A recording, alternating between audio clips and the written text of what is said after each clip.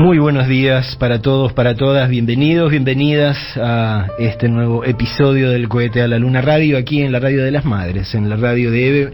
Buen día, Horacio Berbisky. Buen día. Buen día, Soledad López. Buen día. Buen día, Pablo Bin. Buen día, Rolo Fernández. Los que estamos haciendo el programa esta mañana aquí en directo. Qué desorganizados que estamos, ¿no? Sí, realmente en la radio no se puede mostrar, pero es tan hermoso el diseño que hizo Alejandro Ross. Es un cuerpo humano, pero viendo los órganos que se desacomodan y se reacomodan formando una figura, que es lo que podría pasar si prospera el proyecto de Ana Mondino y de Milei de la compraventa de órganos. Del fantástico mercado de órganos. El fantástico mercado de órganos, sí. Bueno, ese es un tema de la nota, pero no el único, por cierto. Intento una reflexión sobre el proceso electoral que estamos viviendo. Dentro de 2 semanas es la decisiva elección presidencial y dentro de 1 semana es el debate entre los 2 candidatos que van a competir el domingo 12.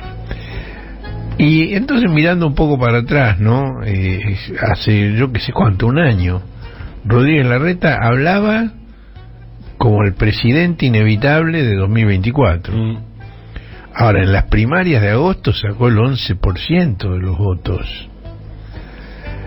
Y bueno, en el semestre previo a la primaria, la gran favorita era Patio Bullrich, que incluso comenzó a repartir cargos en su gabinete ministerial. Dijo quién iba a ser el ministro de Economía. Y la noche del escrutinio todavía sonreía, era una sonrisa mecánica, ¿no? Porque todavía no había entendido todavía que el 16% de los votos que obtuvo, más la animosidad con que se había relacionado con Rodríguez Larreta, liquidaban sus aspiraciones. Pero estaba contenta porque le había ganado Rodríguez Larreta 16-11. No entendió que esto era definitivo, ¿no? Bueno, en las PASO el que ganó fue Javier Milei, y bueno, sacó pecho de una manera realmente temeraria y proclamó que iba a ganar la presidencia en la primera vuelta del 22 de octubre. Para eso debería haber sacado 45% de los votos o 40 y una diferencia de 10 puntos por lo menos con la segunda fórmula. Y cuando se escrutaron los votos de la elección general, ni llegaba al 30% de los votos, 29,9%. Es decir, como porcentaje incluso inferior al que había obtenido en las primarias. Bueno, en esa elección ya todos sabemos que el triunfador inesperado fue el ministro de Economía Sergio Tomás Massa, que obtuvo el 36,7% de los sufragios. Es decir, que apenas un 10% menos de lo necesario para consagrarse esa misma, 10% sobre el 36,7%, no sobre el total. Bueno, por cierto, hay recriminaciones cruzadas entre todos los que no lograron los objetivos, pero hay un cierto consenso en el sentido de que el fracaso de la coalición que todos daban por vencedora hasta poco antes fue consecuencia de la batalla incesante y despiadada entre Larreta y Patio Bullrich. Y también, digamos, quedó instalado que esa odiosidad entre ellos no fue espontánea, sino que fue inducida por el expresidente Mauricio Macri, que él aspiraba a ser candidato. Incluso publicó un libro que se titulaba Segundo Tiempo, donde explicaba las cosas que había que hacer en un segundo mandato y que no pudo hacer en el primero, o que no supo hacer en el primero. Pero incluso el domingo pasado, ya después del resultado de la elección, todavía el tipo atribuía la derrota a que él no había sido candidato.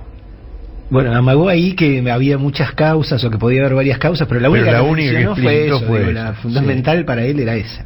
Sí, se lo dijo al peluche de colores que conduce el show de entretenimiento político de la televisora del Grupo Clarín los domingos, que le hizo el beneficio de mirarlo impávido y no decir nada.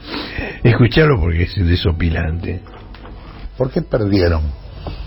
Eso será para mucho, pero yo diría que hay de todas las teorías. Hasta porque no fui candidato, o porque dije tarde. Alguno dice que dije tarde, que no era candidato. Otro dice porque dije muy temprano, entonces hubo una interna demasiado no, yo digo violenta. Que tarde. Por eso digo, te guiñé el ojo por eso. Porque decís tarde. Otro dice que no, que dije temprano, entonces la campaña fue demasiado tiempo y demasiado dura. Otros porque no bajé unilateralmente y dije hay un solo candidato. No tenía ni la autoridad, ni la vocación, ni mi naturaleza. Soy un hombre democrático y creía que con 5 candidatos en la cancha yo no podía decir es este.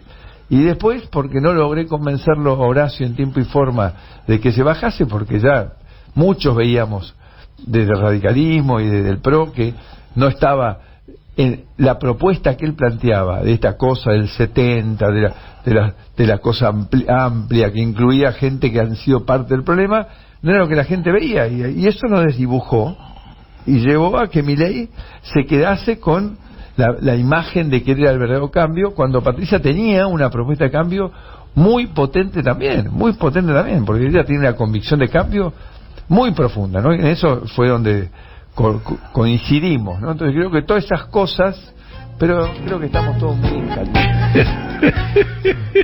Todas las razones pasaban por él. Fantástico. Ahora, bueno, de todo modo, digamos que el peluche entreviste a Macri el domingo a la noche ya es una señal. Y realmente de cara al balotaje, Clarín ha abandonado hasta el último vestigio de periodismo en favor de una cobertura militante. Mirá, voy a leer un par de cosas textuales porque son realmente muy impresionantes. Por ejemplo, el columnista de Clarín, Eduardo van der Kooi, dice que nadie sabe si Massa tuvo que ver con el embarque y desembarque de Luis Barrionuevo del bando de Milei. Dice, encajaría, sin embargo, con su estilo turbio, el estilo turbio de Massa. Sí, claro. Otro columnista, Pablo Vaca, hijo de un dirigente político importante del peronismo de la década del 80, dice, increíblemente, ni la economía resultó determinante, dada la aparente inmunidad del ministro candidato a las consecuencias de la crisis. Esto va más allá de su receta habitual, de una mentirilla por aquí, un pase de manos por allá y una acusación a un tercero en el medio, todo condimentado con cara de piedra y tono calmo. Y sigue Pablo Vaca, las balas no lo rozan, y si lo rozan, no lo matan. La corrupción no lo afectó. A sus votantes, evidentemente, no les importaron ni el yate de Insaurralde, ni las tarjetas de chocolate Rigó, ni los nuevos juicios a Cristina. Tampoco lo dañó la inseguridad que parecía haber resurgido antes de las PASO con el crimen de Morena, la nena de 11 años asesinada por motochorros cuando iba a la escuela en Lanús. Fue hace 2 meses y medio, pero ya nadie se acuerda de Morena. Realmente debe haber humedecido el escritorio en el que escribió esto por las lágrimas. Además es absolutamente falaz que nadie se acuerda de Morena. El pueblo de Lanús se acuerda perfectamente y lo sepultó de votos al intendente y ministro de Seguridad Kravitz. Y Grindetti, que era el intendente en ese momento y que era el candidato de Macri a la provincia de Buenos Aires, también perdió. Es decir, que no es cierto que nadie se acuerda de Morena, se acuerdan, pero tienen en claro quién es el responsable. Entonces, bueno, Massa está mostrando hasta ahora una prudencia que no tuvieron ni Rodríguez Larreta, ni Bullrich, ni Milei. Y es muy evidente que está tratando de no dar pasos en falso que lo sumen a la nómina de vencedores vencidos. Y vamos a hacer un repaso de algunos puntos de esta estrategia masista. En primer lugar, la actitud personal de Massa. Está más sobrio, más sereno de lo que se le conocía, sin pizca de triunfalismo. Después el jueves fue la Asamblea Legislativa en la cual se proclamaron los resultados de la general y se convocó al balotaje. Después de esa Asamblea Legislativa, en la cual estuvo con pose imperial en un palco balcón solo, y justo debajo de él estaba Milei, apoyado contra la pared. Sí, realmente hubo muchos chistes de si lo iba a mear o no lo iba a mear desde arriba.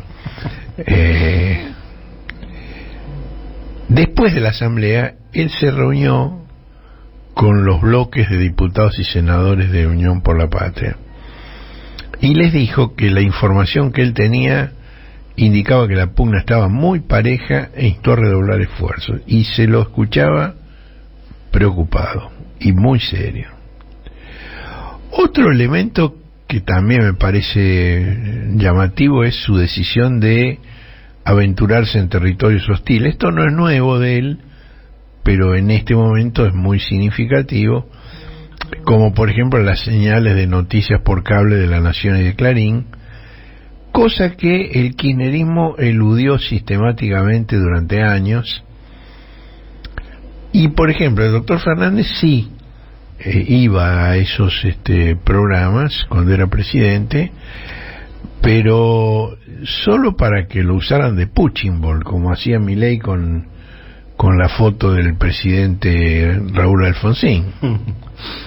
Realmente el paseo que Massa le dio a María Laura Santillán en el grupo Clarín fue realmente de antología.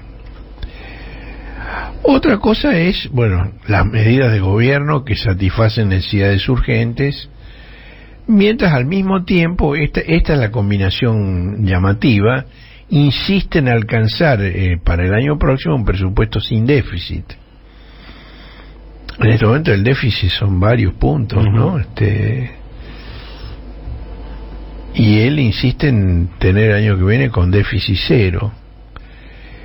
¿Y cómo piensa lograrlo? Bueno, la idea es aumentar la recaudación. Por un lado, digamos, racionalizar gastos, achicar gastos, pero por otro lado, aumentar ingresos recaudando entre sectores que de todos modos no lo votarían nunca a él.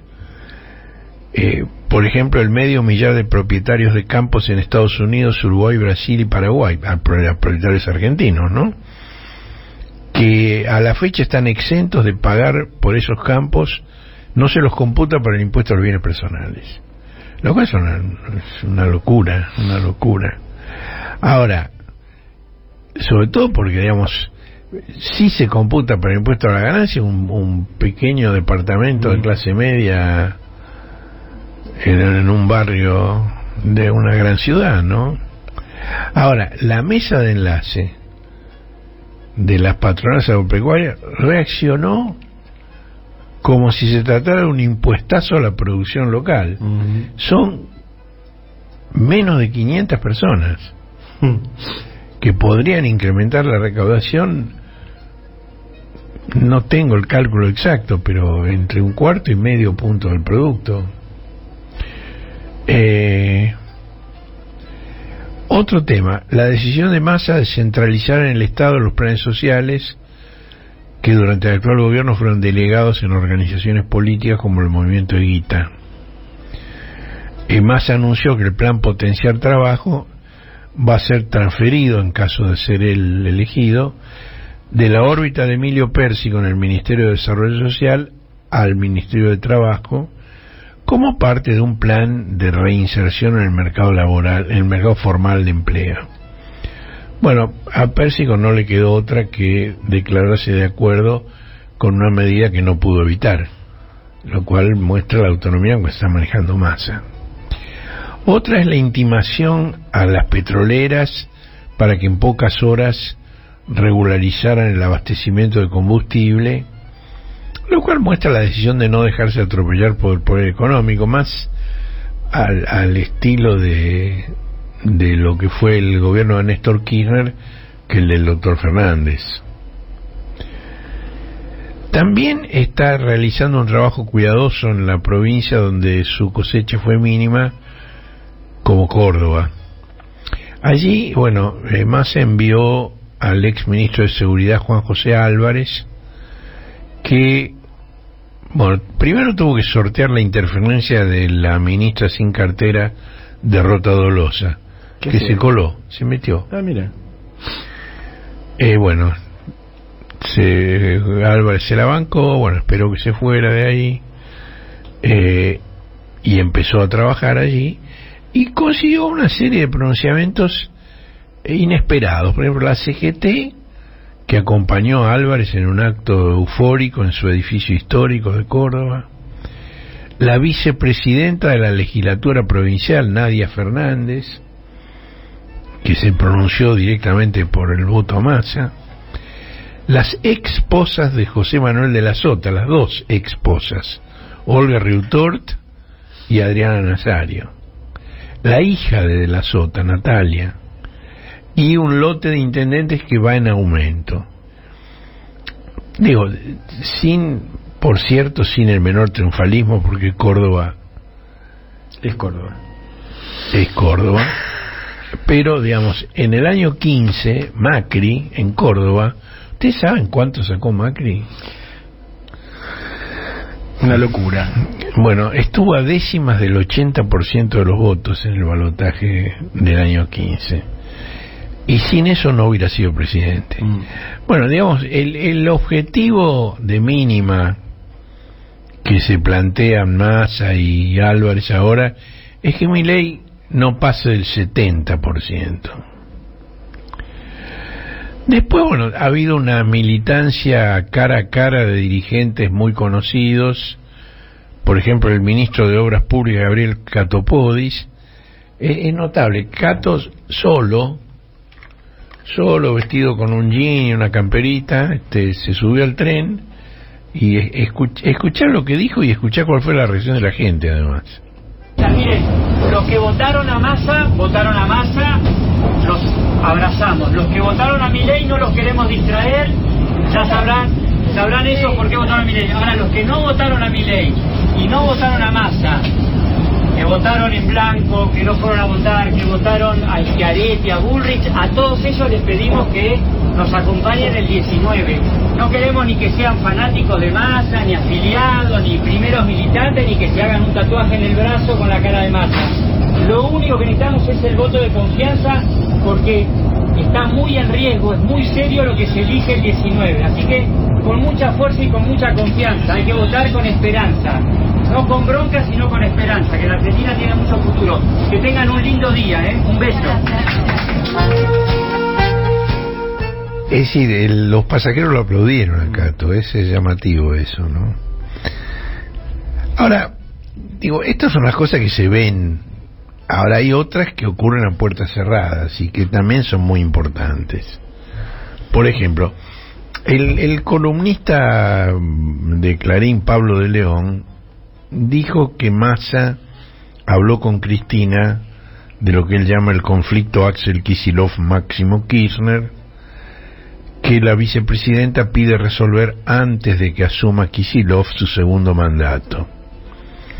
Y según Vaca, la alternativa es si Kirchner seguirá al frente del Partido Justicialista Bonaerense o si deja ese rol político clave a cambio de volver a la presidencia del bloque de diputados nacionales de Unión por la Patria, o si se convertirá en ministro nacional. Según De León, Máximo podría ocupar el Ministerio de Trabajo o el de Desarrollo Social. Estas son hipótesis que maneja De León. Ahora, existen otras opciones más interesantes. en línea con una tradición institucional sobre la asignación de cargos luego de las elecciones, que es una tradición que pocas veces se ha incumplido. Habitualmente esa tradición siempre se cumple.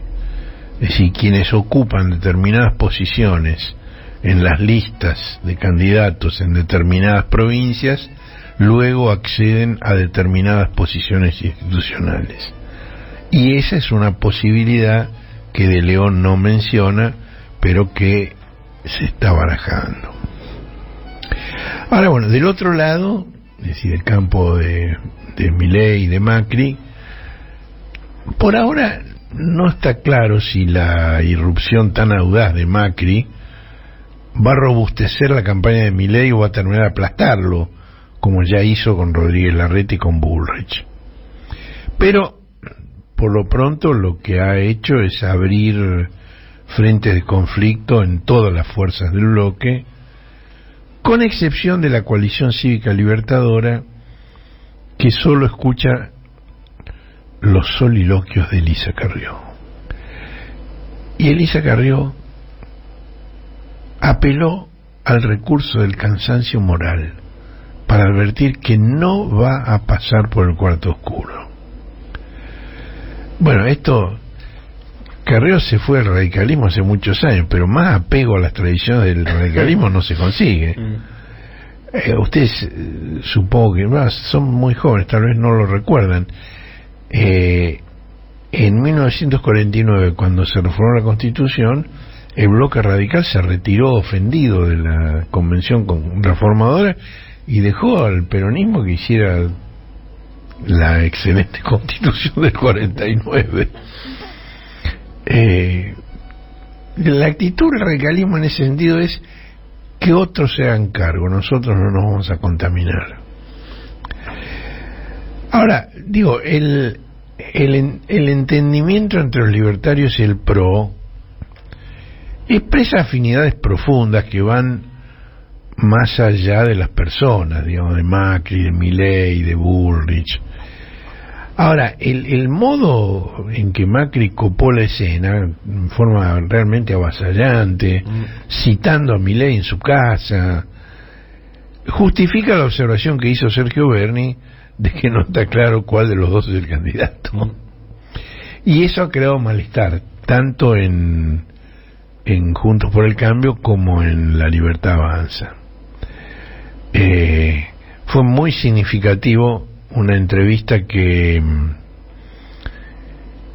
le hicieron a Milei en la señal de noticias por cable que responde a Macri, y allí uno de los guacamayos de Macri interrogó a Milei mientras en el fondo, en una pantalla, ponía el pliego de condiciones, decía las condiciones del acuerdo: mantener la educación pública, no eliminar la coparticipación, mantener la prohibición de venta de armas, mantener la prohibición de ventas de órganos, defensa a la diversidad LGBT. ¿Es BT o es TB? BT. Está bien, entonces el guacamayo lo puso bien. Respeto a la libertad de expresión, no romper las relaciones con China, Rusia y Brasil. Y es muy gracioso porque vos ves la pantalla de fondo con este pliego de condiciones y abajo un graph que dice: ni Macri ni Bullrich me condicionaron a nada. ¿Cuál es al final? Bueno, esto forzó a Milei a desmentir cualquier imposición. Dijo una cosa divertida, dijo que las coincidencias entre ambas fuerzas cubrían el 90% de los temas, y como única diferencia marcó su propuesta de dolarización. Ahora, supongamos que es cierto que esa es la única diferencia que hay entre ellos. Ahora, decir que la dolarización es el 10% equivale a decir que Buenos Aires y Córdoba son el 10% de las provincias argentinas, cuando sumados los dos padrones se acercan a la mitad. Bueno, además grabó un video muy llamativo donde él lee en un tono muy desganado las promesas de campaña que hizo después del encuentro con Macri. Escucharlo porque es realmente, escuchar el tono en el que habla. Javi, ¿qué pensás de la campaña del miedo de Massa? Que es humo, como todo lo que hace Massa, porque conmigo sigue la educación pública, pero no con Baradel en el medio sacándole días de clase a tus hijos. Sigue la salud pública, pero sin vacunación VIP y muchas horas de espera. Siguen los planes hasta que se transformen en puestos de trabajo sin Grabois robando en el medio. Se terminan los impuestos altos para que haya plata en tu bolsillo y no en el de Insaurralde. Se termina la inflación y el tren y el colectivo lo vas a poder pagar sin que nadie te ayude. Conmigo se termina la decadencia y volvemos a ser potencia. ¡Viva la libertad, carajo! Es impresionante. Está leyendo, es evidente que está leyendo. Ahora, esto lo dice después del acuerdo con Macri, pero me gustaría, ahí, Pablo, si tenés, cuál era la opinión de Milei sobre Macri antes de ser candidato. Es una entrevista que le hicieron en una radio del conurbano de la zona norte, pero escuchá lo que dice de Macri. El pensamiento de Macri y de sus miembros del equipo, básicamente, eso es lo que eran socialdemócratas, vendría a ser como el partido demócrata en Estados Unidos, pero en la versión de Bernie Sanders, un poquito más tontos, por decirlo de alguna manera. Con lo cual, digamos, era socialismo, o sea, lo que pasa es que no era socialismo, digamos, de la peor calaña. O sea, era un socialismo, digamos, un poquito más civilizado que lo que es el socialismo venezolano. Pero en el fondo terminaba siendo kirchnerismo de buenos modales. Si hay algo que es de lo más antiliberal, es, por ejemplo, el endeudamiento. ¿Por qué? Porque en realidad eso... ¿Por qué es inmoral? Porque usted, digamos, le está pasando la factura de su fiesta a sus nietos, a su bisnieto, o sea, siente que no solo que no vota, sino que además quizás ni siquiera nació. Digo, a ver, el macrismo no pensó en bajar impuestos, ¿sí? De hecho, es más, cuando eligió a su ministro de Economía, al margen de poner a liderar toda la situación a Marcos Peña, que es socialista y que además es el discípulo directo de Jaime Durán Barba, que es marxista, sí, personajes que han tenido una gran influencia sobre el presidente Macri. Bueno, eligieron como ministro de Economía a Prat Gay, alguien que militaba junto a Tumini y Donda en Libres del Sur. Se nota que está en el 90% de acuerdo con... Es un personaje fantástico, además dice cualquier el marxista disparate. de Durán Barba, ese me encantó. Sí, y Prat Gay en Libres del Sur. Digo, hay un hecho real, y es que Prat Gay fue candidato en una elección hace algunos años con Victoria Donda y con Ricardo Gilavedra, y Donda en ese momento militaba en Libres del Sur, pero no es que Prat Gay formó parte de Libres del Sur, sino que Libres del Sur se sumó a una candidatura con Gilavedra, que es otro marxista según Milei, ¿no? Otra cosa que hizo Milei, publicó una foto de una estación de servicio de Shell donde llena el tanque un motociclista que tiene un uniforme de YPF. Él publicó eso. No está claro para qué lo publicó, qué quería decir, no, ni siquiera está claro qué quería decir, pero lo que sí ocurrió, que fue muy significativo, que el tipo de la foto, el que atiende la estación de servicio Shell, es el arquitecto Mauro Ibarra Molas, que pidió la palabra en Instagram para corregir la información de Milei. Pues Milei, digamos, puso esa foto como comentario al desabastecimiento de combustible, ¿no? Es decir, lo que quería decir es que no hay combustible en YPF y que los trabajadores de YPF tienen que ir a cargar a Shell, supongo. Pero Mauro Ibarra Moles dijo que la foto era de 2016 o 2017, que fue los años en que él trabajó allí, antes de recibirse de arquitecto en una universidad pública. Dijo, solo hay libertad cuando hay igualdad de oportunidades. ¡Viva la democracia! Dijo el playero de la foto. Es decir, a Milei le salen todos los tiros por la culata. Es impresionante que de todos modos siga siendo competitivo, ¿no? Es increíble. Porque no... Es difícil imaginar mayor sucesión de traspiés, ¿no? Bueno, el impacto de la derrota y el acercamiento con Macri también produjo un reordenamiento de la vocería libertaria para impedir que espontáneos como Venegas Lynch hijo o Lidia Alemán avanzaran con propuestas estrambóticas como la suspensión de relaciones con el Vaticano o la renuncia a la paternidad por presunción de forro pinchado, que sería, digamos, la figura jurídica. De todos modos siguió, digamos, trastabillando. Macri lo elogió. Escuchen el elogio de Macri a Milei.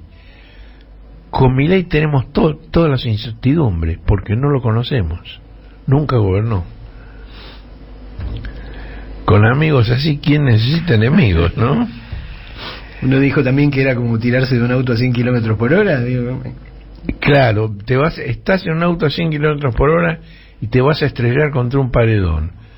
Decidís tirarte. Bueno, sí, te podés matar, pero por lo menos no te estrellás contra el paredón.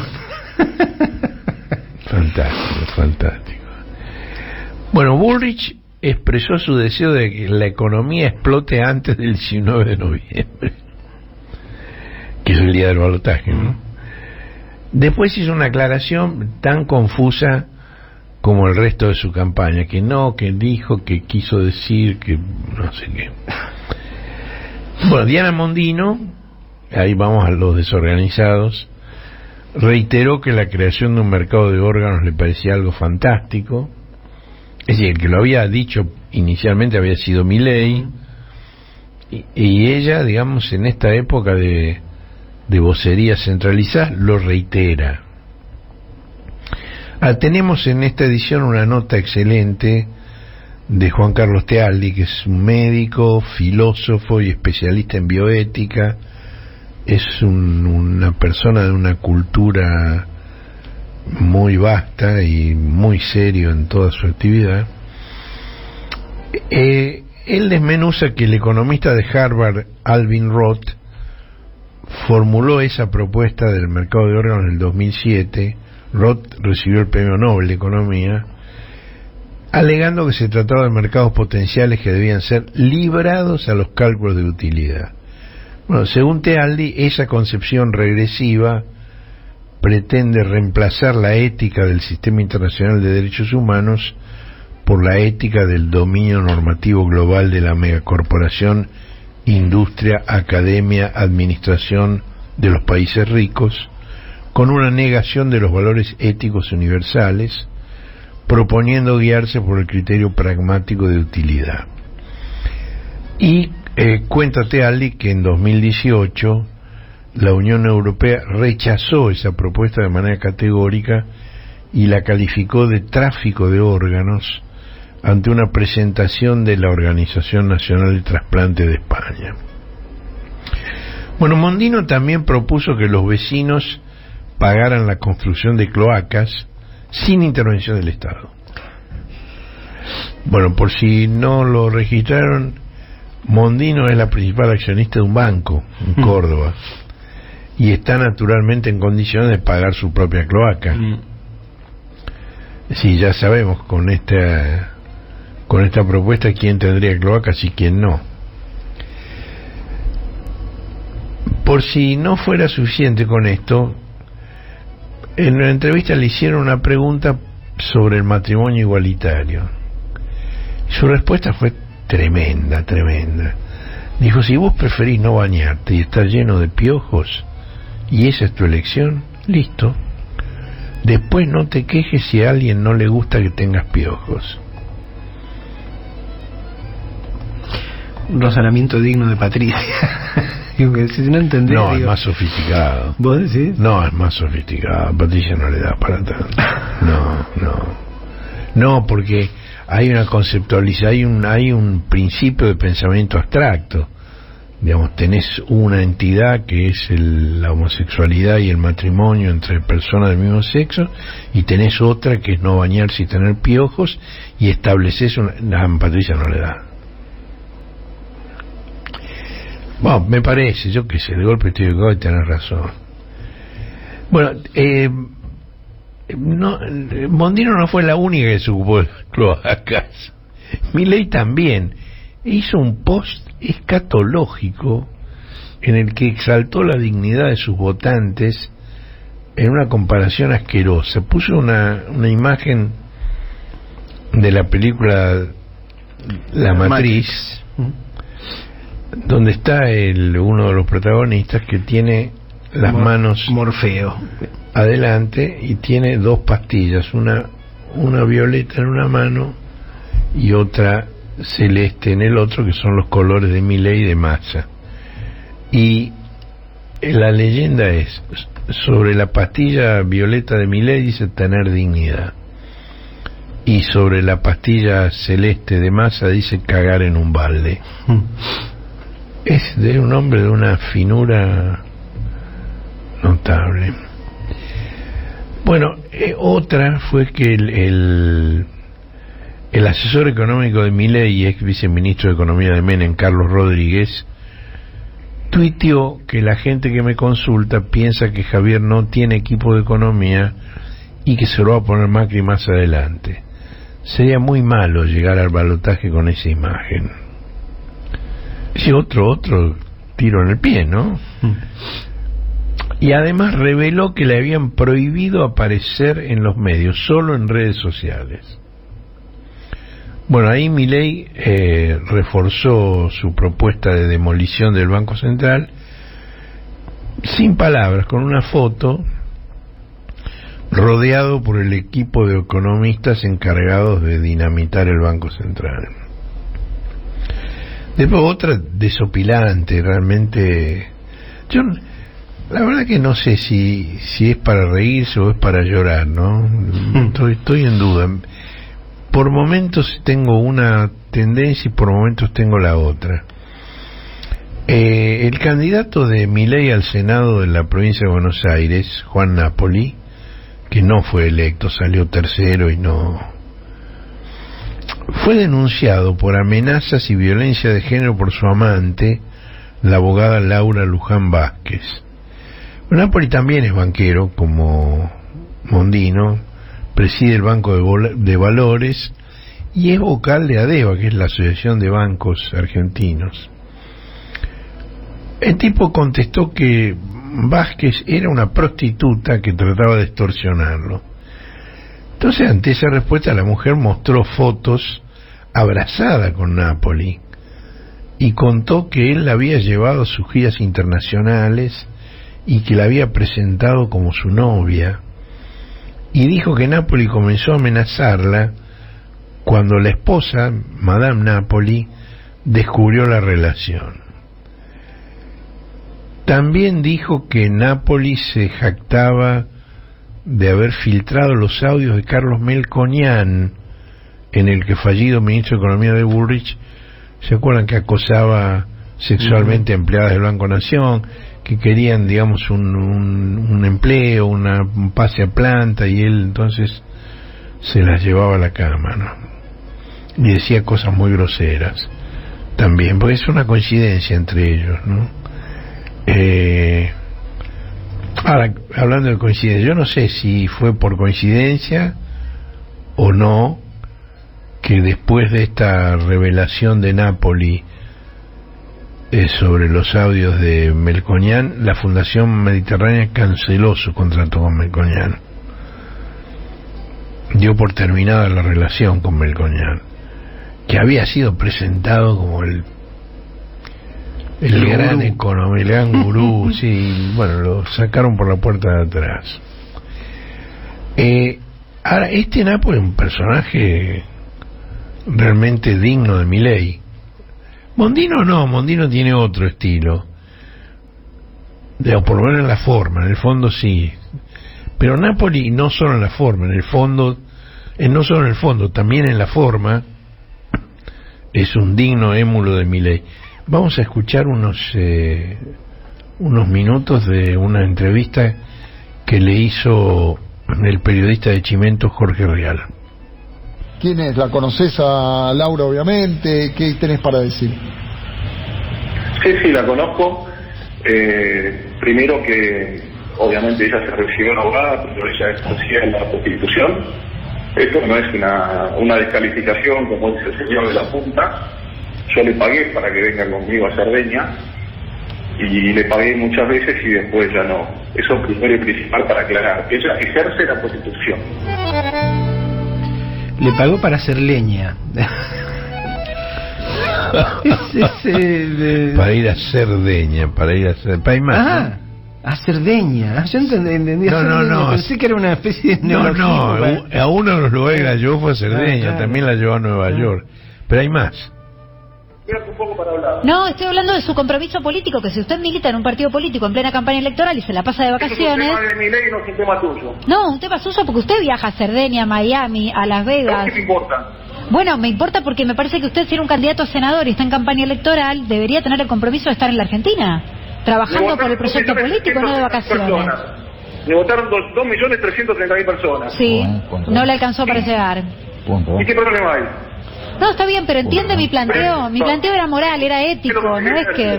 Juan, ¿te puedo decir algo? Igual esa no es la discusión, Juan. Está denunciado por violencia. Juan, estás levantando el tono, estás confirmando con este tono lo que le estaba diciendo ella. Tu violencia. Sos violento con una mujer, Juan. Pensá un poco, Juan. Te estás poniendo violento. ¿Me escuchás? No te escucho, si querés hablar vos, habla vos. Sí, obviamente es un diálogo. Te estoy solamente marcando algo que te está pasando. Te estoy diciendo, te estás poniendo violento y con eso estás confirmando lo que ella habla de la violencia. Entonces, baja un cambio. El rejunte de personas desagradables que hay de ese lado es una cosa, por eso, como decís vos, digo, uno por un lado es para cagarse de risa, pero por otro lado es trágico, ¿no? Digo, que estemos ante la posibilidad de quedar en manos de gente como esta, ¿no? Yo no quiero abusar reproduciendo todo, pero esta entrevista siguió más largo y siguió diciendo barbaridades, y Real, que es muy pícaro, lo gastó en forma muy sutil con preguntas, porque el escándalo se armó porque la noche de las primarias, donde estaban festejando con Milei el resultado, Napoli estaba con la esposa, pero hizo entrar al amante y la esposa se dio cuenta y ahí empezó el tema. Y Real le decía: pero vos la hiciste entrar, ¿y por qué la hiciste? Bueno, 74 veces me pidió que quería estar ahí. Un hombre de sí fácil. Bueno, dejemos la chacota. A diferencia de lo que hizo la oposición con la escapada de Martín Insaurralde por el Mediterráneo, en el bando patriota nadie comentó estas desventuras de Napoli, nadie. ¿Por qué? Porque el peronismo no busca el voto con las miserias humanas, con conciencia de que están equitativamente repartidas en todos los sectores, salvo las virginales Graciela Ocaña y Elisa Carrió, por cierto, ¿no? Otro personaje es Alfredo Olmedo. Éramos pocos y reapareció el de la campera amarilla, que fue electo legislador del Parlasur por la Libertad Avanza. Declaró que para aprender las tablas de multiplicar no hay como los punterazos en los dedos de los alumnos. Olmedo es un personaje que siembra soja en las banquinas de la ruta de Salta. Tuvo una pelea a golpes con su con su esposa, que le destrozó parte del auto a martillazos cuando lo agarró entrando a un hotel de alojamiento con una señorita o señora, no sé, el estado civil, y fue el único de los 329 diputados y senadores que votó en contra de la ley que excluyó del 2x1 a los autores de crímenes de lesa humanidad. Bueno, ha habido otros pronunciamientos a favor de Milei por los condenados por crímenes cometidos en la ESMA Jorge Tigre Acosta y Mario Churrasco Sandoval, y por el prefecto naval Leandro Roata, que estuvo implicado en las causas por la desaparición de Santiago Maldonado y el asesinato de Rafael Nahuel. Después vieron que la AFIP ordenó una serie de allanamientos como parte de una investigación por lavado de dinero centrada en Ivo Rosnica, que es el nieto de un homónimo de un criminal de guerra croata. Entonces hubo una serie de allanamientos, entre ellos la mesa de dinero de CMF Asset Management a cargo de Gustavo Cañonero, que fue el segundo de Luis Caputo en el Banco Central del gobierno de Macri. Ese es un banco corporativo cuyo titular es José Alberto Venegas Lynch, que también es directivo de la Asociación de Bancos ADEBA, y que es primo hermano del prócer liberal de Milei, Alberto Venegas Lynch, hijo. Ahora, este José Alberto Venegas Lynch tiene una personalidad propia. Es una de las primeras personas en la nómina de quienes compraron dólares al tipo de cambio oficial para formar activos en el exterior ante la presidencia de Macri, con la bonita suma de 14 millones de dólares. Bueno, el banco este tiene un logotipo muy significativo, y en las redes hay una persona que hizo una cosa muy llamativa, es decir, puso detrás del logotipo del banco un cuadrado rojo, y si tomas un poquito de distancia y lo miras bien, ese cuadrado rojo es una cruz esvástica. Muy impresionante, ¿no? ¿Se acuerdan que la semana pasada hablamos de la foto esa extraordinaria del fotógrafo de la Nación, Fabián Marelli? Bueno, esa foto, que sobre el momento en que Macri intenta consolar a Patio Bullrich, porque ella, bueno, ni siquiera retuvo los votos que había obtenido 2 meses antes en las primarias, ¿no? En realidad cometí un error. En realidad la foto era de un fotógrafo de Clarín, Federico López Claro, quien tuvo la gentileza de hacérmelo saber. Lo que pasa es que los dos gatillaron al unísono desde posiciones muy próximas, y hoy publicamos en la página las dos fotos, que son casi idénticas, pero digamos se ven las diferencias, porque en la foto de López Claro, que es la que publicamos la semana pasada atribuyéndosela a Marelli, sobre la derecha de la imagen asoma el diputado Fernando Iglesias, que no está en la foto de Marelli, y en la de Marelli a la izquierda se alcanza a ver a Hernán Lacunzi y José Luis Espert, que no están en la de López Claro.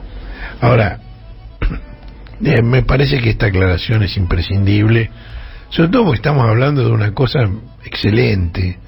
Puro aplauso para los dos. Las dos son como cuadros del Renacimiento, estudios y gestos y de actitudes de consternación y dolor. Y si hubiera que otorgar un premio, yo lo daría exequo, compartido por los dos. Ahora, en las dos se advierte la centralidad de Macri, que domina la escena. Y esto fue 2 días antes de la cita de Macri convocando en su casa para ordenar a Bullrich y a Milei. Esto, bueno, provocó un enorme fastidio en la conducción radical, que entre paréntesis la conducción radical son Gerardo Morales y Martín Lustó, que son 2 de los derrotados en las elecciones generales. Lustó era candidato a jefe de gobierno de Buenos Aires y Morales a vicepresidente. Pero también provocó mucha molestia en la decena de gobernadores cambiantes que, bueno, hicieron valer su responsabilidad administrativa. No se van a pronunciar por ningún candidato y les interesa la mejor relación con quien gane. ¿Esto qué quiere decir? Otra tradición radical. Votar a ganador. Ahora, una cosa notable es que ni siquiera el electo alcalde porteño, Jorge Macri, se pronunció a favor del voto a Milei. Jorge Macri no tiene mayoría propia en la legislatura. Es decir, volvió a ganar para el PRO por 5ª elección consecutiva, pero perdió la mayoría que tenía en la legislatura y va a necesitar de todas las fuerzas que Mauricio Macri desprecia. Ahora, a propósito de esto, yo recordé que la relación entre Mauricio y Jorge nunca fue simple.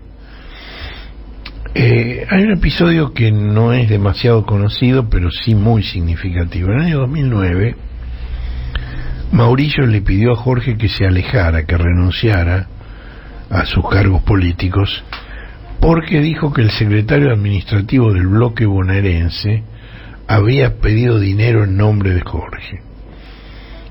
Y Jorge dijo: si lo hizo fue sin mi conocimiento, échenlo. Jorge tiene 6 años menos que Mauricio.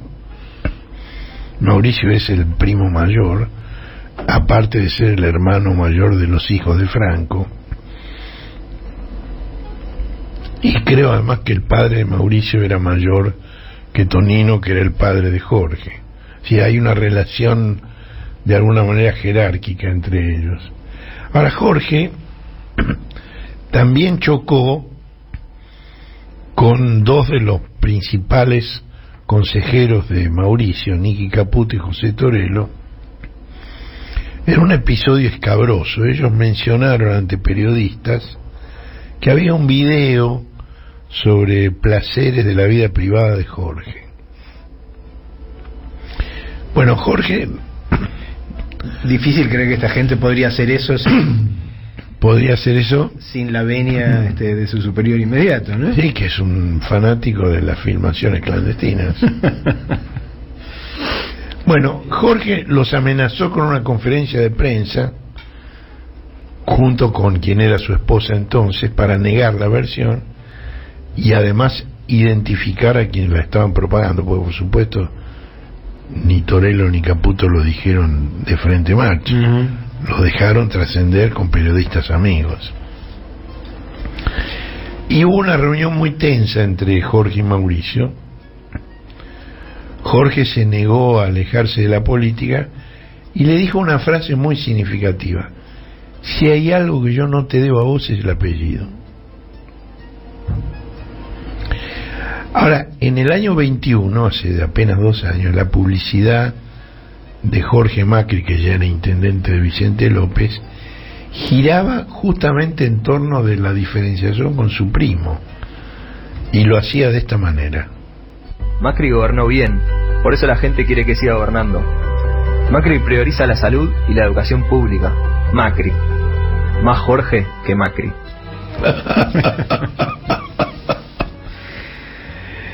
Bueno, lo que me pregunto es cómo van a incidir en esta relación los negocios cuando Jorge asume en la ciudad, si Mauricio es para entonces apenas una sombra. El Cohete a la Luna Radio. Un desplazamiento estelar con Horacio Verditsky, Marcelo Figueras y la participación de Josefina Bolis y Guillermo Hernández. Domingos de 9 a 12 por AM 530.